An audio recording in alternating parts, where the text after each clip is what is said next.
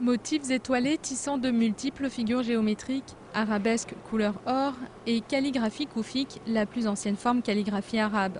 Ce Coran andalou datant du XIVe siècle illustre parfaitement les trois composantes sur lesquelles repose l'art du livre religieux en islam. Un art dont la BNF dévoile l'évolution sur 10 siècles dans l'exposition Enluminure en terre d'islam.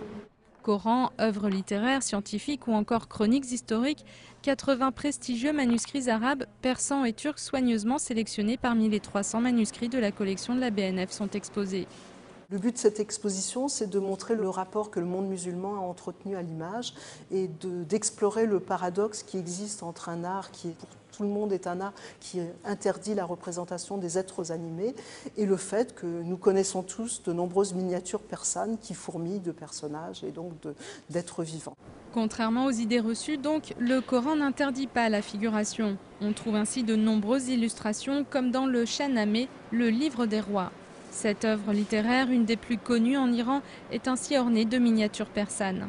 Cet art a largement été développé de l'Indonésie en Turquie, malgré les débats récurrents qu'il a suscités parmi les théologiens de l'islam au fil des siècles. Le principe n'est pas tellement la représentation en elle-même, sauf que cette représentation, il ne faut pas qu'elle fasse concurrence, si vous voulez, à Dieu. L'associationnisme, c'est le fait d'associer un Dieu à un autre Dieu. En islam, il est le premier des péchés. Donc l'islam interdit le fait de donner des concurrents à Dieu. Cependant, la miniature s'est largement développée en terre d'islam, particulièrement entre le XVe et le XVIIe siècle.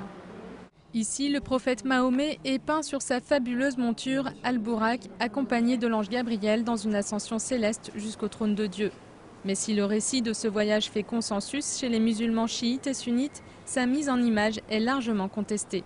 Elle est prohibée, c'est-à-dire que le Coran n'en parle pas. La tradition, pas plus. Pour l'instant, ce n'est pas une interdiction formelle, c'est une recommandation de ne pas peindre le prophète. Une recommandation largement suivie aujourd'hui dans le monde musulman. Illustrateurs et artistes se contentent de représenter Mahomet symboliquement par ses sandales ou la lumière.